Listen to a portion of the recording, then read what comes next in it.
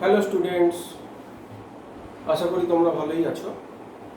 আজকে তোমাদের যে টপিক নিয়ে ডিসকাস করব সেটা হচ্ছে কিরচফস ল।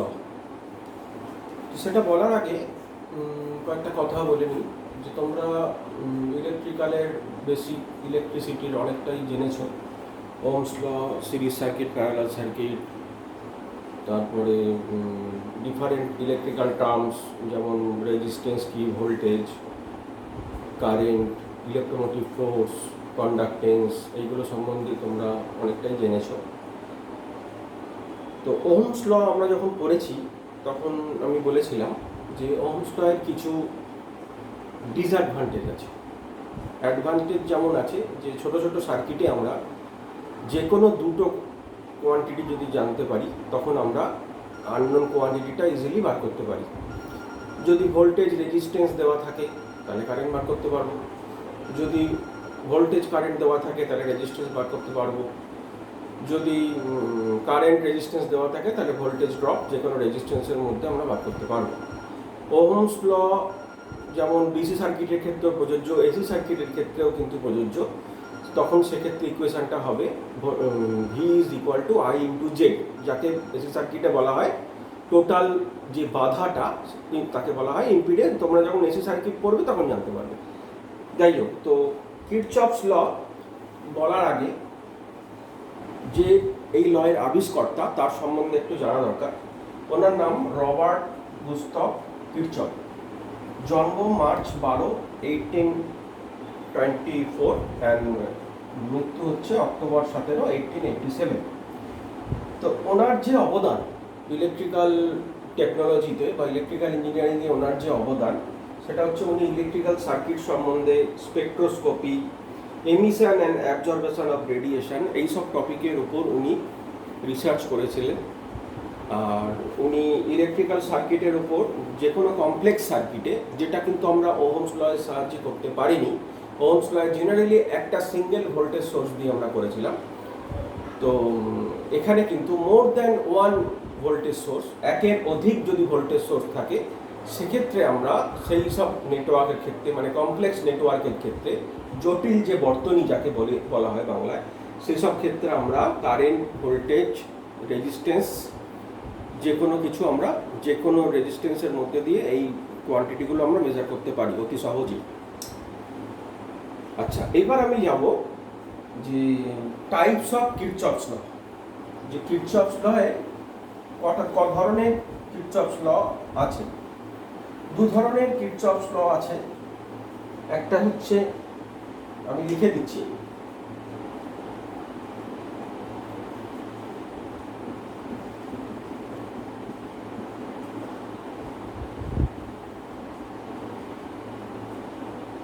বিভিন্ন নামে আছে এই লয় যেটা আমরা আলোচনা করব আজকে। এক হচ্ছে কিরচফস কারেন্ট ল, দু নম্বর হচ্ছে কিরচফস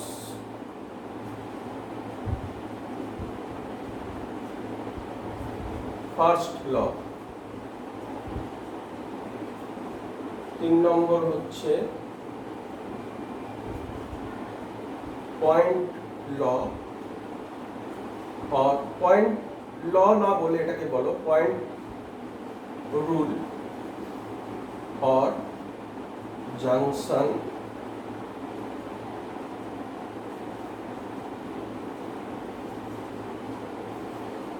রুল। और বলা যেতে পারে আরেকটা কিরচফস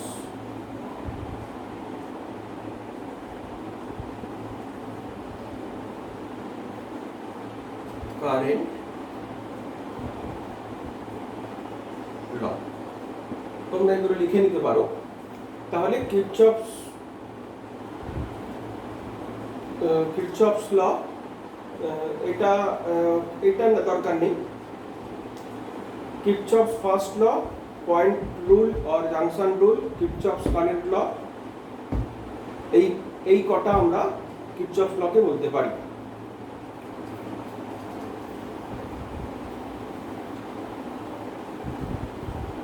আর দ্বিতীয় যে লটা সেটাকে বলা হয় কিরচফস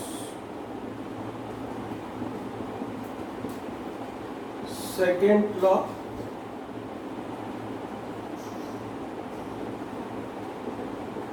কিরচফস ভোল্টেজ ল, আর মেশ और लूप রুল বা লও বলতে পারো, অসুবিধা নেই, এটা তোমরা লিখে নিতে পারো।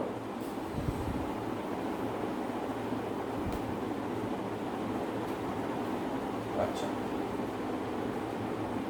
তো আমরা এইবার আমরা যাব যে কিছু বেসিক ডেফিনেশনে। কিরচফস ল বুঝতে গেলে কয়েকটা টার্ম ভালো করে বুঝতে হবে, যেমন হচ্ছে what is node, what is junction, what is mesh, what is loop, what is branch. এই জিনিসগুলো সম্বন্ধে সম্যক ধারণা থাকা চাই। তো দেখো, আমি যদি নামকরণ করি এখানে A B C D E এ, এটা একটা সার্কিট। তো এখানে ব্রাঞ্চ কাকে কাকে বলবো, বা এখানে কটা ব্রাঞ্চ আছে, যেমন এইটা একটা ব্রাঞ্চ, দুটো টার্মিনালের মধ্যে কি আছে, ভোল্টেজ সোর্স আছে। তেমনি এইটা একটা ব্রাঞ্চ, বি আর সি একটা ব্রাঞ্চ, এ বি একটা ব্রাঞ্চ, এডি একটা ব্রাঞ্চ, সিডি একটা ব্রাঞ্চ। তা কেন এগুলো ব্রাঞ্চ বলছি কেন, যে কোনো দুটো টার্মিনালের মধ্যে এই রেজিস্ট্যান্সগুলো রয়েছে, আর এখানে আছে একটা ভোল্টেজ সোর্স। তো আমি যদি লিখি তাহলে কি হবে, প্রথমে আমি বলছি ব্রাঞ্চ, ব্রাঞ্চ কি কি ব্রাঞ্চ আছে, এ বি। কেন বলছি, কেন এই ব্রাঞ্চের মধ্যে এই দুটো টার্মিনালে এ আর বি এর মধ্যে এই ভোল্টেজ সোর্সটা রয়েছে, এটা আমি যদি ই দিয়ে ডিনোট করি। বিসি একটা ব্রাঞ্চ, সিডি একটা branch, A B BC CD D A একটা ব্রাঞ্চ, সি ই একটা ব্রাঞ্চ, ইএফ একটা ব্রাঞ্চ, ইএফ একটা ব্রাঞ্চ, এফডি একটা ব্রাঞ্চ। তাহলে কটা হলো, 1 2 3 4 5 6 7, তাহলে এখানে 7টা ব্রাঞ্চ হলো। কেন, কারণ কি, দুটো পয়েন্টের মধ্যে একটা করে রেজিস্ট্যান্স রয়েছে, আর এই এ আর বি এর মধ্যে একটা ভোল্টেজ সোর্স রয়েছে। তাহলে এইগুলো এক একটা ব্রাঞ্চ, তাহলে এই সার্কিটে মোট 7টা ব্রাঞ্চ আছে। ঠিক আছে। আচ্ছা, নেক্সট হচ্ছে আমরা দেখব যে নোড, নোড কাকে বলে। নোড হচ্ছে যেখানে দুটো মিটিং পয়েন্ট হচ্ছে, দুটো এলিমেন্টের মিটিং পয়েন্ট, দুই বা ততোধিক।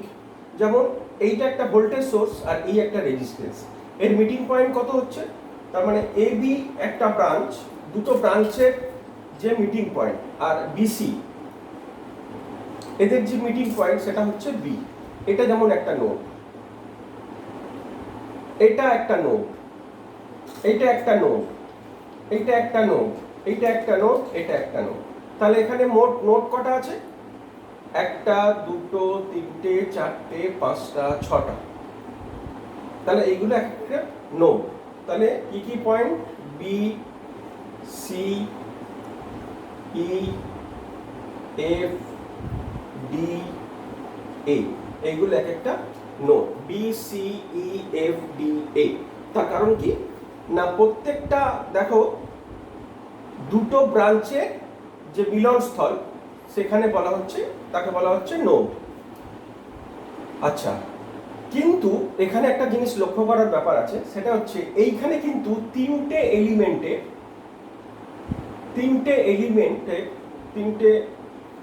এলিমেন্টের এখানে মিলনস্থল হচ্ছে সি। এটাকে কিন্তু আমরা বলবো জাংশন। তাহলে এখানে জাংশন কটা আছে? এই একটা ব্রাঞ্চের এন্ড, এই একটা ব্রাঞ্চের এন্ড, এই একটা ব্রাঞ্চের এন্ড, তিনটে ব্রাঞ্চের এন্ড যেখানে মিট করেছে পয়েন্ট ডি, তেমনি এখানেও তাই, এই একটা পয়েন্ট সি, এই দুটো কিন্তু জাংশন, তাহলে সি আর ডি হচ্ছে জাংশন। কেন না, এখানে দুইয়ের বেশি। জাংশন হচ্ছে কি, তিন বা ততোধিক। যদি এইখানে একটা ব্রাঞ্চ থাকতো, যেরকম সার্কিট থাকতো, তাহলে সেটা হতো জাংশন। তাহলে তিন বা ততোধিক এলিমেন্ট যদি থাকে তখন তাকে কিন্তু আমরা বলবো জাংশন। তাহলে সি আর ডি কিন্তু জাংশন। কেন, একটা দুটো তিনটে মিটিং পয়েন্ট সি, একটা দুটো তিনটে এর মিটিং পয়েন্ট সি, এই ডি। তাহলে এটা গেল জাংশন। তাহলে এই সার্কিটের লুপ কিন্তু, এই নোড হচ্ছে 6টা, কিন্তু জাংশন হচ্ছে দুটো, সেটা হচ্ছে সি আর ডি। ঠিক আছে, তাহলে এই হচ্ছে নোড আর জাংশনের ডিফারেন্স। নেক্সট হচ্ছে আমি বলবো মেশ। মেশ কি আর লুপ কি, হোয়াট ইজ মেশ এবং হোয়াট ইজ লুপ। মেশ, প্রথমে মেশটা বলি। মেশ যেমন এইটা একটা ক্লোজড পাথ, এটাও একটা ক্লোজড পাথ। এইদিকে কেন দিলাম না, এদিকে কারেন্ট ডিরেকশনটা এদিক দিয়ে ফ্লো করবে, সেই জন্য এদিকে দিলাম। তো মেশ, এইটা একটা মেশ, এটা একটা মেশ, আবার এটা একটা লুপ, এটা একটা লুপ। তাহলে এখানে লুপ কটা হচ্ছে আগে দেখিনি, বা মেশ কটা হচ্ছে দেখিনি। মেশ যদি আমি বি থেকে শুরু করি, B C D A B, এটা একটা মেশ। আবার C E F D C. তোমরা একটা জিনিস লক্ষ্য করো, স্টার্টিং পয়েন্ট যেখান থেকে শুরু করেছি এন্ডিংও সেখানে হয়েছে, সেই পয়েন্টে হয়েছে। তেমনি এটা সি, এখানেও সি। এই দুটো কিন্তু মেশ, যেটাকে ফার্দার আর ডিভাইড করা যাবে না। এই মেশটাকে কিন্তু আর ছোট করা যাবে না। এটা একটা সিঙ্গেল মেশ, এটা একটা সিঙ্গেল মেশ। আবার এটা লুপ, এটাও লুপ। কিন্তু এখানে একটা কথা আছে, এই দুটো যেমন মেশ বললাম, তেমনি আমি এটাও বলতে পারি B C E F D A B. এটা কি, এটা কিন্তু মেশ নয়, এটা কিন্তু লুপ। তার কারণ কি, এই লুপটার মধ্যে দুটো মেশ আছে, তার মানে লুপটা কিন্তু সাবডিভাইডেড হতে পারে লুপে এবং মেশে। তার মানে লুপটাকে আমরা ভাগ করতে পারি, কিন্তু মেশকে কিন্তু আর ফার্দার ভাগ করতে পারবো না। তাহলে এটা লুপও আবার মেশ, এটাও লুপ মেশ, কিন্তু এই পুরোটা কিন্তু একটা লুপ। তার মধ্যে কি আছে, দুটো মেশে ভাগ করা আছে বা দুটো লুপে ভাগ করা আছে। তো এই টার্মিনোলজিগুলো আমাদের খুব ভালোভাবে জানা দরকার, না হলে কিন্তু আমাদের পরবর্তীকালে যে কোনো প্রবলেম করতে গেলে, কিরচফ ল সম্বন্ধে কোনো প্রবলেম করতে গেলে অসুবিধা হবে। যাই হোক, এবার আমি ডাইরেক্ট লতে ঢুকছি। কিরচফ, যেটাকে সংক্ষেপে বলা হয় কেসিএল, কি বলেছে? In any closed electrical circuit or network, algebraic sum of current meeting at a point is 0. আচ্ছা, বা অন্যভাবে বলা যেতে পারে যে all incoming current towards a node is equal to all outgoing current leaving from that node, বা summation of incoming current সমান summation of outgoing current, এইভাবেও বলা যেতে পারে। তো আমরা একটা সহজ এক্সাম্পল দিয়ে ব্যাপারটা বোঝার চেষ্টা করি।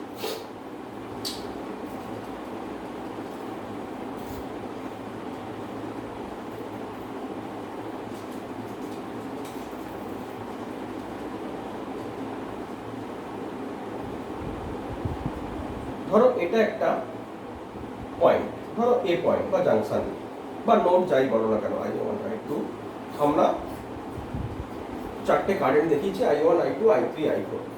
তাহলে আমরা কি বলেছি, যে algebraic summation of current meeting at a point is zero. এখানে একটা জিনিস মনে রাখতে হবে আমাদের, যে ডিরেকশন অফ কারেন্ট, আমরা যদি ইনকামিং কারেন্টকে পজিটিভ ধরি তাহলে আউটগোয়িং কারেন্টকে আমরা নেগেটিভ ধরবো। তার মানে কারেন্টের ডিরেকশনটাকে আমরা আরবিটারিলি চুজ করতে পারি। আরবিটারিলি চুজ করতে পারি মানে আমরা আমাদের খুশি মতো পছন্দ করতে পারি কারেন্টের ডিরেকশন। কিন্তু যখন আমরা কোনো সার্কিট প্রবলেম সলভ করব কেসিএল এর সাহায্যে বা কেসিএল কেভিএল এর সাহায্যে, তখন কিন্তু এই ডিরেকশনটাকেই পুরো প্রবলেমে কিন্তু ঠিক রাখতে হবে। ডিরেকশন চেঞ্জ করলে কিন্তু তোমার ম্যাগনিটিউড সেম থাকলেও সাইনটা প্লাস বা মাইনাসের ক্ষেত্রে কিন্তু ভুল হয়ে যাবে। বা এটাও করা যেতে পারে, যদি আমাদের যদি ম্যাগনিটিউড সেম থাকবে, যদি ভুলও হয় আমরা ডিরেকশনটাকে বুঝতে পারবো যে আমাদের অ্যাজাম্পশনটা ভুল ছিল, আমরা যেটা ধরে নিয়েছিলাম সেটা ভুল ছিল। তাহলে আমরা এই পয়েন্টে যদি কেসিএল অ্যাপ্লাই করি তাহলে কি হবে, এটা ঢুকছে এটা ঢুকছে, I1 প্লাস I2 এটা ইনকামিং, আর বেরিয়ে যাচ্ছে কি কি, এই নোড থেকে বেরিয়ে যাচ্ছে কি কি, সেটা I3 I4। তাহলে আমরা কি করব, plus of minus I3 plus of minus I4, এটা কেন করলাম, is equal to zero according to Kirchhoff's current law. কেন I1 I2টা এ পয়েন্টের দিকে যাচ্ছে আর I3 I4টা এ পয়েন্ট থেকে বেরিয়ে যাচ্ছে, তাহলে এদের বীজগাণিতিক যোগফল সমান জিরো। বা আমরা বলতে পারি summation I is equal to zero. এইটাও এইভাবে বলা যায়, বা আর একটা ভাবে বলা যেতে পারে সামেশন অফ ইনকামিং কারেন্ট, তাহলে টুয়ার্ডস এ নোড, তাহলে এ হচ্ছে একটা নোড বা পয়েন্ট বা জাংশন যাই বলো না কেন, তাহলে এখানে ঢুকছে কোন কারেন্টগুলো, I1 I2 ঢুকছে আর I3 আর I4টা বেরোচ্ছে ফ্রম এই নোড থেকে। তাহলে আমরা বলতে পারি সিগমা I ইন সমান সিগমা বা সামেশন, সিগমা নয় সামেশন আউট, এইভাবেও আমরা বলতে পারি। বা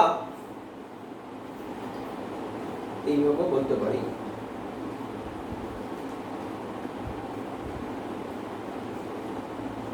এইভাবেও আমরা এক্সপ্লেন করতে পারি। তো এই হচ্ছে কারচফস কারেন্ট লর এক্সপ্লেনেশন। তো এটার উপর বেস করে আমরা বিভিন্ন ধরনের সার্কিট প্রবলেম করতে পারি, সেটা আমি দেখাচ্ছি তোমাদের।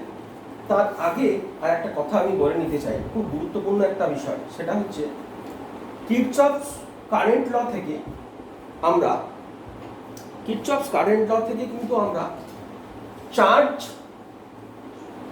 সংরক্ষণ সূত্র বা আধান সংরক্ষণ সূত্র, এইটা আমরা প্রমাণ করতে পারি। এরকম না, আমরা জানি যে electric charge can not be created or destroyed, it can transfer from one place to another place. The total charge of any close system is constant. তার মানে চার্জ বা বাংলায় আমরা যাকে বলি আধানকে সৃষ্টিও করা যায় না, ধ্বংসও করা যায় না। আধানের পরিমাণ হচ্ছে ধ্রুবক, কিন্তু আধান এক জায়গা থেকে অন্য জায়গায় স্থানান্তরিত হতে পারে। তার মানে যে পরিমাণ আধান কোনো একটা বিন্দুর দিকে এগোচ্ছে, সেই পরিমাণ আধান আবার সেই বিন্দু থেকে বেরিয়ে যাচ্ছে, তার মানে কোনো জায়গায় জমা হচ্ছে না। তো এটাকে আমরা বলি আধানের সংরক্ষণ সূত্র। তো এটা কিরচফস ল কিভাবে এটাকে মেনে চলে সেটা একটু দেখা যাক। তার আগে, এটা বোঝানোর আগে খুব সহজ একটা এক্সাম্পল আমি তোমাদের দিচ্ছি।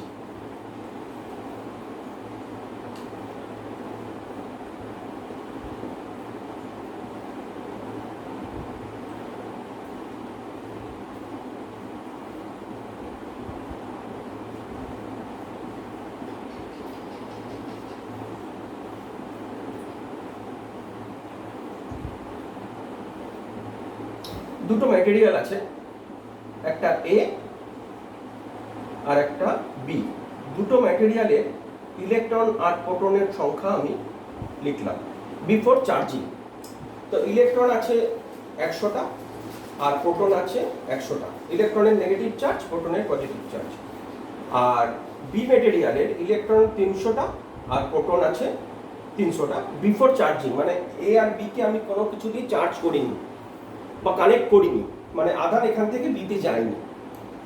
তো এবার আমি এ আর বি কে যে কোনো উপায়ে আমি এটাকে চার্জ করলাম, সেটা ঘর্ষণ ধারা হতে পারে বা অন্য কোনো উপায়ে আমি যদি ইলেকট্রনে স্থানান্তরিত হয় বা আধান যদি স্থানান্তরিত হয়, সেক্ষেত্রে ধরে নিচ্ছি আমি এখান থেকে 10টা ইলেকট্রন চার্জ করার পরে বা রাব করার পরে ঘর্ষণের দ্বারা 10টা ইলেকট্রন বি মেটেরিয়ালে গেল, তাহলে এখানে ইলেকট্রন কত হলো 90টা।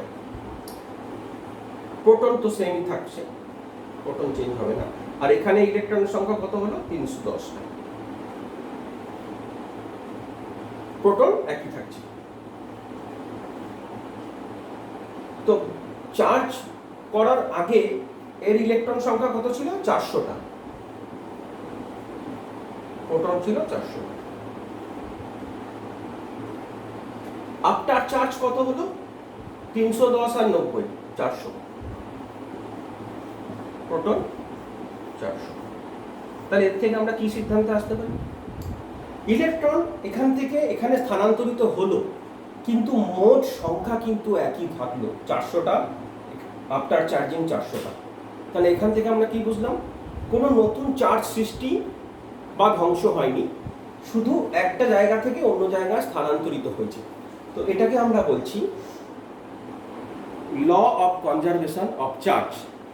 তো এবার দেখি যে এই লটা আমরা সার্কিটে কিভাবে অ্যাপ্লাই করা যায়।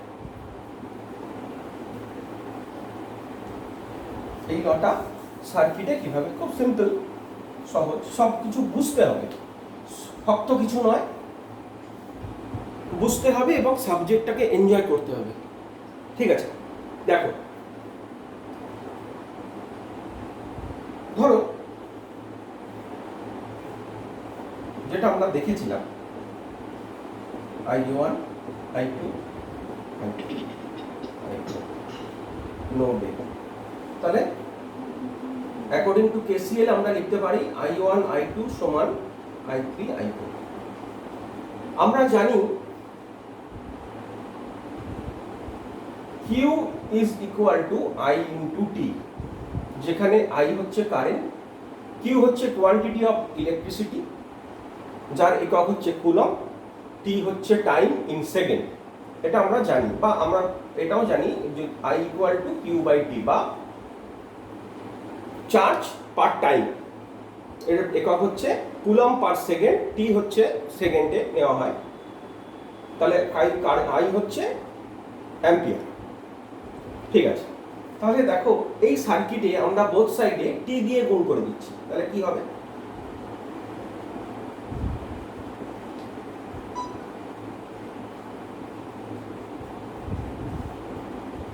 তাহলে এটা সমান আমি কি বলতে পারি? Q1 প্লাস Q2 সমান Q3 প্লাস Q4। এবার তোমরা বলো এটা কি ল অফ কনজারভেশন অফ চার্জকে মেনে চললো? দেখো Q1 এবং Q2 যে আধান এই নোডের দিকে যাচ্ছিল, যে পরিমাণ আধান, সেই পরিমাণ আধান আবার এই নোড থেকে বেরিয়ে গেল। তাহলে আমরা সহজেই বলতে পারি যে এই কিরচফস ল বা কিরচফস কারেন্ট ল আধানের সংরক্ষণ সূত্রকে মেনে চলল। বোঝা গেছে? তো এই হচ্ছে কিরচফস কারেন্ট ল থেকে আমরা এটা বলতে পারি। এবার আমরা দেখি যে আমরা কতটা এই লটা বুঝতে পেরেছি। আচ্ছা, এখানে আমি একটা সার্কিট দেখিয়েছি যেখানে I1 এর ভ্যালু 10 অ্যাম্পিয়ার, I2 এর ভ্যালু 6 অ্যাম্পিয়ার, I5 এর ভ্যালু 4 অ্যাম্পিয়ার। তো বাকি যে কারেন্টগুলো, বাকি কারেন্ট মানে এখানে কি কি দেখাচ্ছে? এটা একটা সার্কিট যেখানে আমি E ভোল্টেজ অ্যাপ্লাই করেছি। তো I3, I4 আর I6 এই যে আননোন ভ্যালু অফ কারেন্ট, যেগুলো আমরা জানি না, সেইগুলো আমরা কিরচফস লয়ের সাহায্যে, যেটা আমরা শিখলাম, কিরচফস লয়ের সাহায্যে আমি বের করে তোমাদেরকে দেখাচ্ছি। তো এইগুলো কি A B C D কি? এটা একটা নোড, তার মধ্যে জাংশন কটা আছে? বি একটা জাংশন আছে, ডি একটা জাংশন আছে। কেন না এখানে তিনটে টার্মিনালের এন্ড এসে মিশেছে। তাহলে I3, I4, I6 এই তিনটে আননোন ভ্যালু অফ কারেন্টকে বার করতে হবে। তাহলে আমরা কেসিএল অ্যাপ্লাই করে দেখি।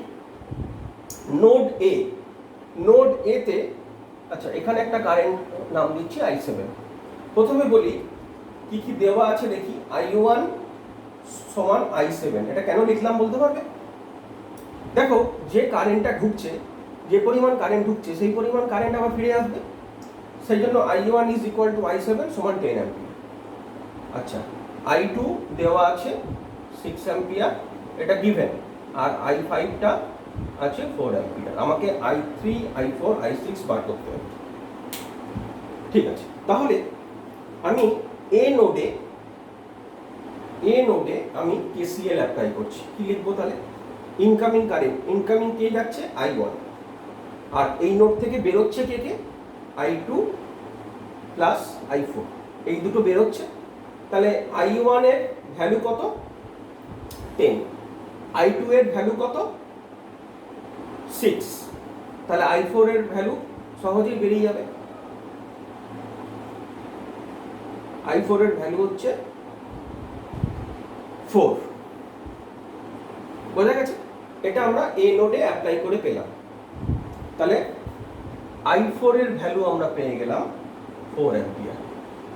বেশ, এতটুকু তোমরা বুঝতে পেরেছো? এইবার আমি নোড বি বা নোড বি বলতে পারি বা জাংশন, এটা কিন্তু জাংশন, নোড তো বটেই এবং জাংশনও বটে। তাহলে বি তে কি হবে? কে ঢুকছে? I2 ঢুকছে, I3, আর কে বেরোচ্ছে? I3 বেরিয়ে যাচ্ছে, প্লাস I5ও বেরিয়ে যাচ্ছে। ইনকামিং কারেন্ট সমান আউটগোয়িং কারেন্ট, এটা ইনকামিং, এটা আউটগোয়িং। তাহলে ইনকামিং I2 আমরা বার করেছি 4, I3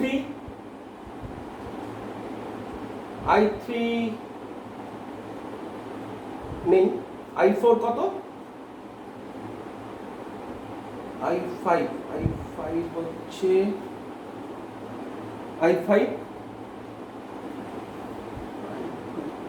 I2 আমরা কতবার করলাম? I2 6, আর I3 কত? I3 বাদ করব, আর I5টা 4, তাহলে I3 সমান 6 মাইনাস 4 সমান 2 অ্যাম্পিয়ার। তাহলে I3 আমরা পেলাম 2 অ্যাম্পিয়ার। তাহলে এটা জাংশন বি এর জন্য এই কেসিএল অ্যাপ্লাই করে পেয়ে গেলাম। আচ্ছা, এবার জাংশন সি তে, জাংশন সি না, নোড সি তে কি ঢুকছে? I5 ঢুকছে,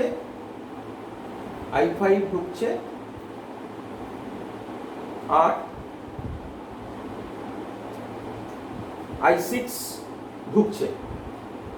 I5 ঢুকছে, I6 ঢুকছে, I5 ঢুকছে, I6 ঢুকছে। ইনকামিং সমান আউটগোয়িং I7।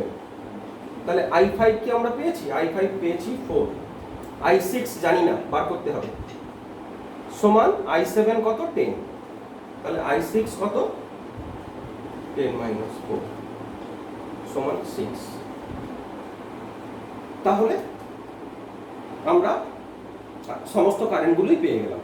এইবার এখান থেকে আমরা চেক করে নিতে পারবো যে আমাদের অঙ্কটা ঠিক হয়েছে কিনা।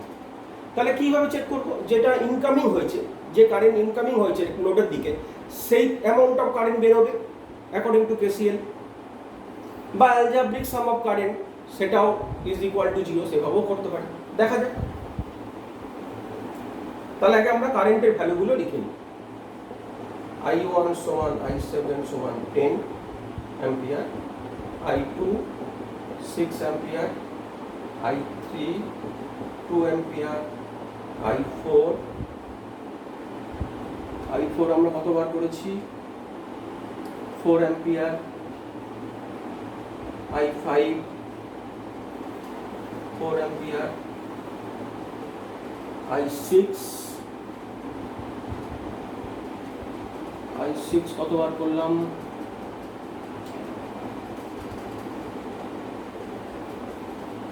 I3 কত, I3 2 আর I4 হচ্ছে I3 2 I5 4 6 I6 4 4 ampere I6 এটা হচ্ছে না, এটা হবে